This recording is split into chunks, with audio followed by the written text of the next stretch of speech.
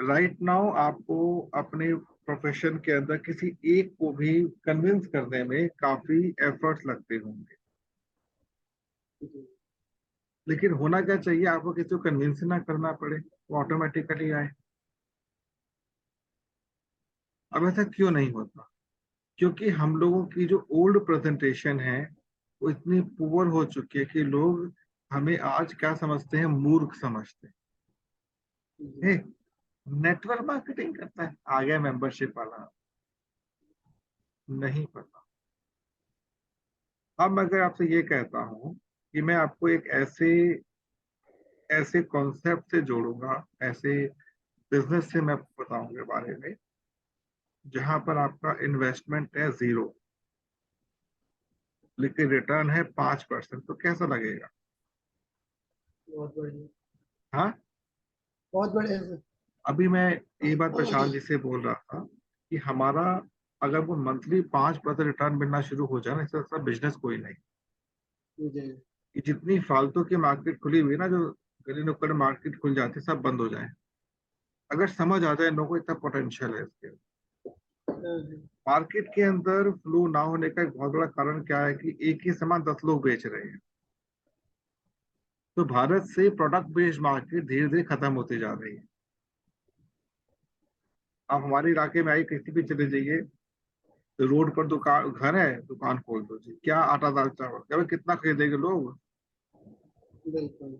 मैं मानता हूँ कस्टमर की कमी नहीं है, लेकिन कस्टमर्स के साथ पहुंचे कौन?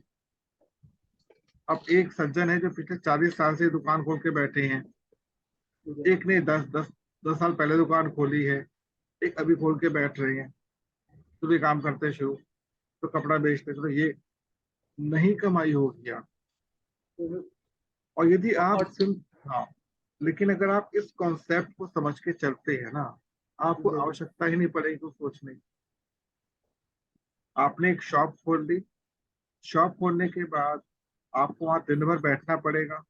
अभी कस्टमर जी। आ रहा था, अभी कस्टमर आ रहा है, ठीक है। और कस्टमर आएगा, सामान लेकर जाएगा कि नहीं जाएगा, गारंटी नहीं है। प्रॉफिट मार्जिन लिमिटेड है क्योंकि बहुत लोग खोल के जी। बैठे हुए हैं, आपको डिस्काउंट देना पड़ेगा। अल्टीमेटली आपका एंड रिजल्ट क्या होगा? बहुत ही लो। तो आज हम ये समझेंगे कि निवेशक कैसे सोचता है और क्या करता है, और जिसने ये बात समझी है वही एक्चुअल में एक कहते हैं हम लोग, वो बनता है, हीरो बनता है इस हमारे ओवरऑल सिस्टम का। तो हमारा टॉपिक जो आज का है, निवेश एवं इसके प्रकार। तो अगर मैं आपसे जान पूछना चाहूँ कि what is mean by investment, तो आप क्या कहेंगे?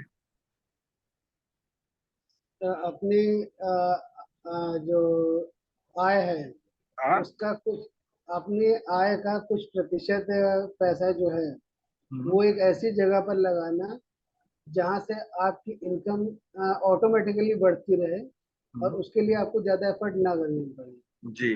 तो आपको क्या इसका फॉर्मूला पता कि निवेश कितने परसेंट करना चाहिए? नहीं सर, नहीं नहीं, एक्चुअल तो नहीं पड़ता। समझा देता हूँ मैं आपको। अगर आप बैचलर हैं, जी। अविवाहित हैं, हाँ, तो आपको अपनी इनकम का के 3 हिस्से करने हैं, 20, 30 एंड 50। 20% देना है आपको इन्वेस्टमेंट के लिए, 30% आपको देना है सेविंग के लिए, 50% आपको खर्च करना है। क्लियर? जी। लेकिन यदि आप एक मैरिड पर्सन हैं, तो आपका होगा 10, 20 एंड 70। 10% इन्वेस्ट करना है, 20% सेव करना है, और 30% आपको, 70% आपको खर्च करना है। और इन्वेस्टमेंट की जब हम बात करते हैं, इन्वेस्टमेंट का जो बेस्ट आपका जो विंग है, सबसे अच्छा विंग एक ही है भारत में आज के डेट में, दैट इज इंश्योरेंस सेक्टर। जी। क्योंकि सबसे बड़ी इन्वेस्टमेंट आपकी लाइफ की होती है कि आपकी लाइफ सेफ रहे। बिल्कुल। मैंने ऑलरेडी इसके ऊपर 3 सेशन दे रखे, मैं आपको उसका लिंक शेयर कर दूंगा, ये इंश्योरेंस को लेकर। तो हमें ये समझना बहुत जरूरी है कि वास्तव में निवेश कहते किसे हैं, सेविंग क्या होती है। जब हम सेव करते हैं पैसे को बैंकों के अंदर, क्यों करते हैं? ताकि हम उसका उपयोग अपने डे टू डे यूज में कर सकें, बाकी खर्च करना होता है बट हम उसको बना नहीं पाते। आगे चलते हैं आज के इसके अंदर। हम में से अधिकांश लोगों को निवेश के विषय में सही ज्ञान नहीं है।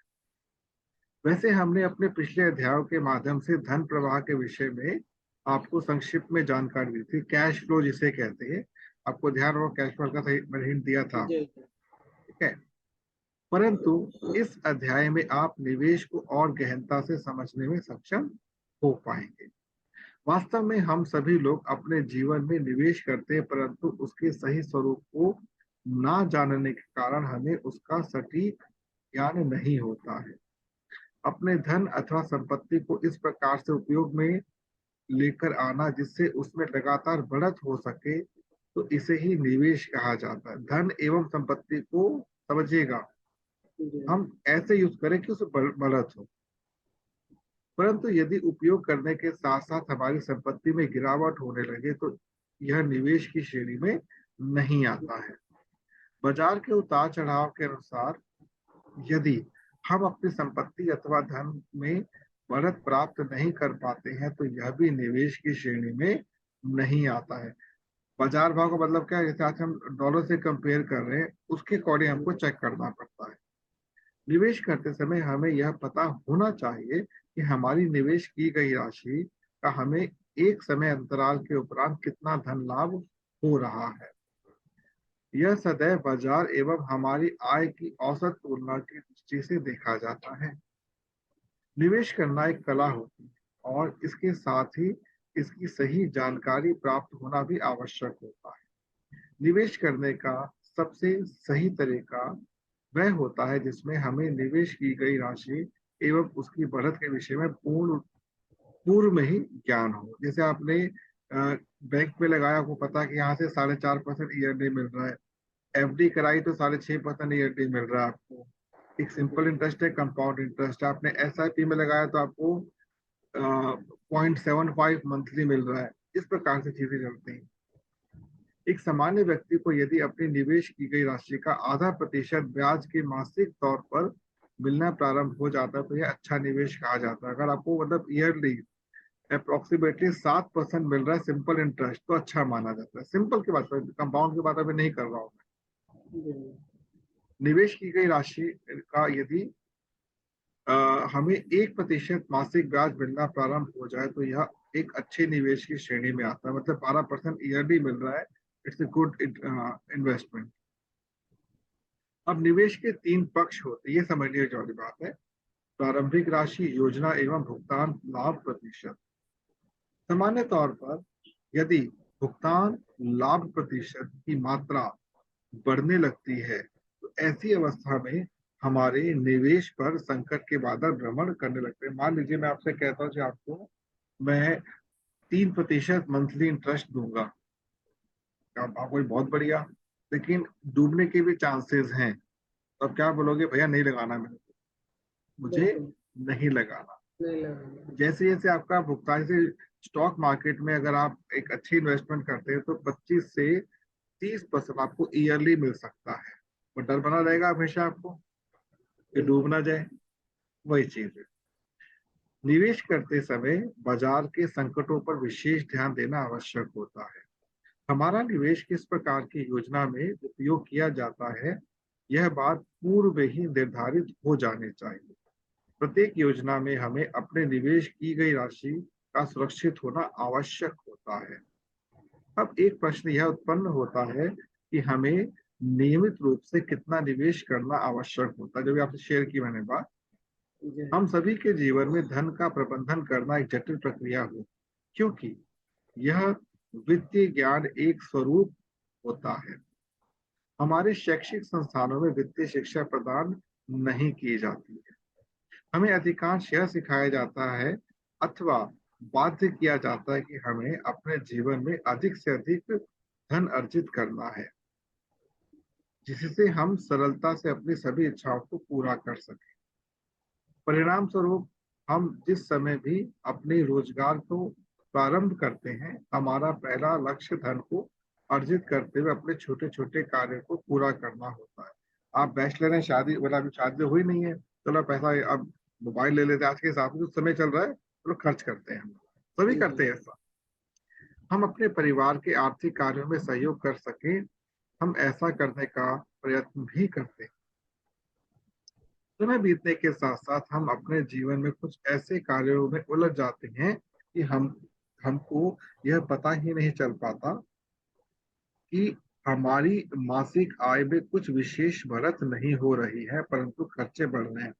फॉर एग्जाम्पल, आपने अपनी सैलरी शुरुआत की लेटर से 50,000 शुरुआत करी, 50 मान लो पहली महीने 50 मिल गया आपको, खर्चे बढ़ गए आपके। अब क्या हुआ, धीरे धीरे आपसे लोगों की आशाएं बढ़ गई, तो 50 आपको कम पड़ने लगे, आप 60 के पीछे भागे, 70 के पीछे, लोग जॉब चेंज करते हैं। दैट मीन्स आपके पास जो धन है वो बढ़ेगा नहीं, तो आपकी लाइफ कभी भी स्टेबल नहीं हो पाएगी, और बढ़ना जरूरी होता धन। ऐसी स्थिति में हम किसी अतिरिक्त आय की खोज करते हैं, सभी कर रहे हैं, क्योंकि एक्स्ट्रा मनी मिल जाए कहीं से हमको। यदि हमको हमारी शिक्षा ग्रहण करने की अवधि में ही यह बता दिया जाए कि धन का प्रबंधन किस प्रकार से करना चाहिए, तो हम अपने जीवन को एक सही दिशा प्रदान कर सकते हैं। इसके लिए हमको धन एवं निवेश की शिक्षा प्रदान करने आवश्यक होती है। यदि हम अविवाहित हैं तो हमें अपने वेतन की धनराशि का 20% निवेश के रूप में उपयोग करना आवश्यक होता है। परंतु यदि हम विवाहित हैं तो हमें न्यूनतम 10% की धनराशि निवेश के लिए उपयोग में लानी चाहिए। निवेश करने के लिए हमारी आरक्षित की गई धनराशि की मात्रा का मूल्यांकन करना आवश्यक होता है। यदि यह मात्रा कम है तो हमें इससे संबंधित निवेश योजना का पता लगाना आवश्यक होता है। मान लीजिए आपकी मंथली इनकम 20,000 रुपए है, और 20,000 का 10% कितना होता है, 2,000। तो 2,000 ही हमको इन्वेस्ट करना, यानी 5,000 इन्वेस्ट करके बैठ जाएगा, ऐसा कभी नहीं, और करना ही है हमको। हमें इसके लिए सबसे सुरक्षित क्षेत्र का चयन करना होता है। निवेश करने के लिए हमें वापसी के विषय में भी पता होना चाहिए। अच्छा निवेश उसे कहा जाता है जिसमें निवेश की गई राशि न्यूनतम होते हुए अच्छा धन लाभ प्राप्त हो सके। बड़े निवेशक अपनी निवेश की गई की राशि से बड़ा भुगतान वापसी के रूप में प्राप्त करते हैं, परंतु एक छोटे स्तर पर निवेशक को प्रारंभ करते हुए बड़ी धनराशि को प्राप्त करना ही उच्च कोटि का निवेश कला कही जाती है। मतलब आप, हम लोग छोटे निवेशक हैं, हम मैक्सिमम कितना निकाल सकते हैं मंथली, 2,000 3,000। अगर इतना निकाल कर भी अगर हमको अच्छे स्तर की धनराशि मिलता है, जैसे आप बताया 5% बोला मैंने आपको, यार तो मजा आ गया, तो बहुत ही बढ़िया चीज है। और मैं जिसकी आपसे बात कर रहा हूँ इसमें आपको मैक्सिमम 18% तक रिटर्न मिलता है। जो मैं आपसे बात अभी कर रहा हूँ, समझा आप समझ जाओगे, बहुत आप समझ जाओगे, लेकिन तरीका सिखाऊंगा उसका। हमारा यह मंच आपको इसका सटीक ज्ञान प्रदान करेगा और यथार्थ रूप से निवेश करना सिखाएगा। हमें यह पता होना चाहिए कि निवेश करने के लिए किस प्रकार की योजना में किस प्रकार से लाभ मिलता है, हमारी निवेश की गई राशि कितनी सुरक्षित है एवं कितना भुगतान हमें वापस करने में सक्षम है। एक सामान्य व्यक्ति को मूल रूप से इस बात का ज्ञान हो ही नहीं पाता कि उसकी निवेश की क्षमता कितनी है और उसके भविष्य में उसको किस प्रकार की जीवन शैली का लाभ प्राप्त हो सकता है। निवेश करते समय हमें यह ज्ञान होना आवश्यक होता है कि हमें कितनी अवधि तक धन के विषय में सीखना होगा। साथ ही धन के उतार चढ़ाव का हमारे जीवन पर किस प्रकार से प्रभाव पड़ सकता है। हम यह जानते हैं कि अधिकांश लोगों को वित्तीय शिक्षा का ज्ञान नहीं होता है और वह किसी अन्य को अपना वित्तीय मार्गदर्शक मानकर अपने धन का मूल्यांकन करने की चेष्टा करते हैं। वह सदैव ही एक ऐसी दुविधा भरे वातावरण में अपना वित्तीय समीकरण बनाते हैं। हमारा यह मंच आपको एक सरल वित्तीय ज्ञान प्रदान करते हुए उच्च कोटि की जीवन शैली से लाभान्वित करने का प्रयास करेगा। आपको केवल एक अल्प समय अवधि तक अपने वित्तीय समीकरणों के विषय में जानकारी रखनी होगी। मतलब आपको ये नहीं कि हमेशा इसके पीछे भाग रहे हो, थोड़ा टाइम यूज करना है, बाकी कुछ नहीं करना। हम एक ऐसे वित्तीय ढांचे को आपके साथ साझा करेंगे जिसके द्वारा आप बहुत ही सरलता से अपने प्रतिदिन के खर्चों को निवेश की दृष्टि से देखना प्रारंभ कर सकते हैं। आपकी यह यात्रा आपको आपके जीवन से जोड़ने का भी कार्य करेगी। तो यहाँ से हमारा ये अध्याय समाप्त होता है। मैंने थोड़ा सा फास्ट इसलिए किया कि आपकी थोड़ी सी एंट्री लेट हो गई थी, थोड़ा जी सा फास्ट किया मैंने। अब आपको यहाँ पे बहुत संक्षेप में समझाता हूँ।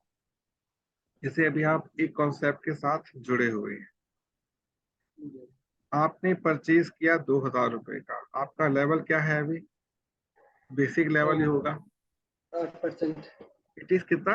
How much? 8%। 8%। 8%। जी। आपने जो भी कुछ परचेज किया हम्म, उसका 8% वापसी मिल रहा है कि नहीं मिल रहा है आपको मंथली?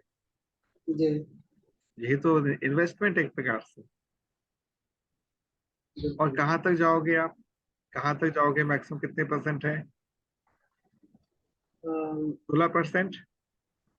हाँ, यहाँ पे अभी 16, बेसिक में 16। 16%। आपके पास यहाँ पर रेगुलर रेगुलर परचेज का 16% का रिटर्न मिल रहा है।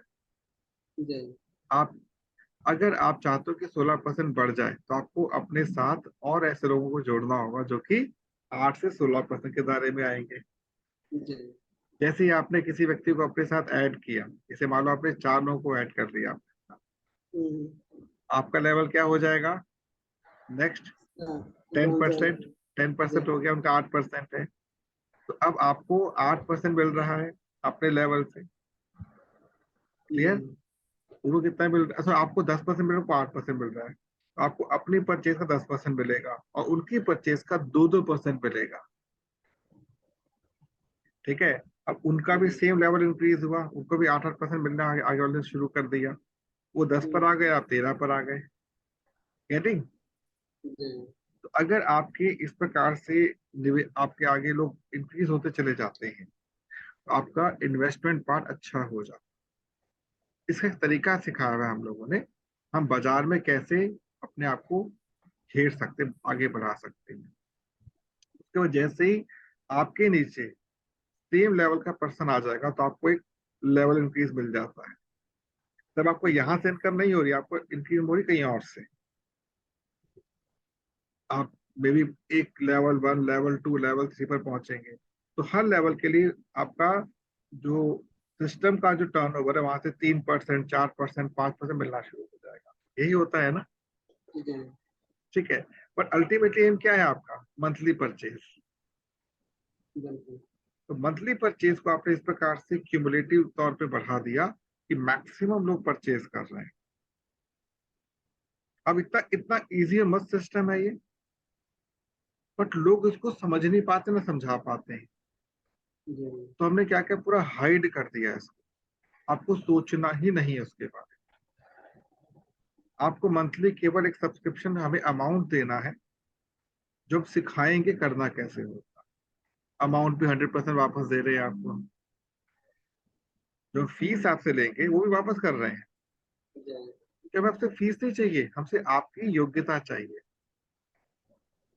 तो मैं आपको ना by the end of the session पूरा स्ट्रक्चर समझाऊं कैसे हम लोग काम कर रहे हैं, और आपको इतना अच्छा लगेगा कि कभी सुना ही नहीं था ऐसा भी हो सकता है। तो अल्टीमेटली हमारी लाइफ इतनी इजी हो जानी चाहिए कि हम किसी भी काम के लिए सोचे ना। हमें कोशिश ये करनी चाहिए, एक जो इन्वेस्टर होता है कोशिश ये करता है अपने मैक्सिमम काम को आउटसोर्स कर देता है, बिल्कुल। अपने पे हेडेक नहीं पाता। जी मान लीजिए आपने गाड़ी परचेज कर ली और गाड़ी से आप ऑफिस जा रहे हैं, तो खुद ड्राइव कर रहे हैं ना आप गाड़ी को। जी नहीं, ड्राइवर रखो, आपको ड्राइव नहीं करना, ड्राइवर रखो। ड्राइवर आए, गाड़ी साफ भी करेगा, कपड़ा मारेगा बढ़िया से, आप बैठोगे मस्ती से जाओ, पीछे आप लैपटॉप पे काम करो, अखबार पढ़ो, एंजॉय करो। अब आपकी हेडेक ड्राइव करने पे, उसका काम ही ड्राइविंग करना जी है।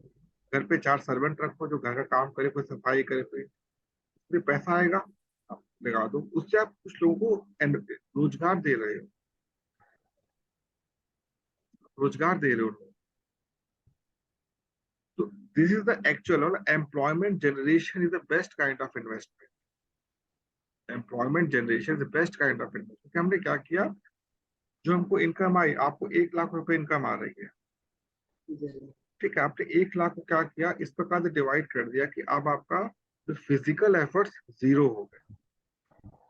मेंटली गेम खेलो आप। अपने पास कभी इतना ऐसा कोई सामान रखो मत कि चोरी का डर होगा आपको, तो रखना ही नहीं कुछ हमको। हम डरते कैसे चोरी ना हो जाए, अलग किसने कहा रखने के लिए, छोड़ दो ना। क्यों फालतू हेडेक पाल के रखते हो? 50 कपड़े 50 जूते रखे, इसलिए भाई, इसलिए नहीं करना। लाइफ को हल्का रखो, एंजॉय करना सीखो life. Don't become Mukesh Ambani की 1 करोड़ रुपए तो सिक्योरिटी में खर्च होता है हर साल, 1 महीने में। नहीं बनना, नहीं करना, क्या करना, बेवकूफी है तो। अब वॉरेन बफेट को देखिए, रहते हैं टाटा, वो कितने सिंपल रहते हैं, कितने सिंपल रहते हैं, कोई तामझाम नहीं है। वही अपनी पुरानी मर्सिडीज में घूमते हैं, अपने जो अ, रतन टाटा जी हैं।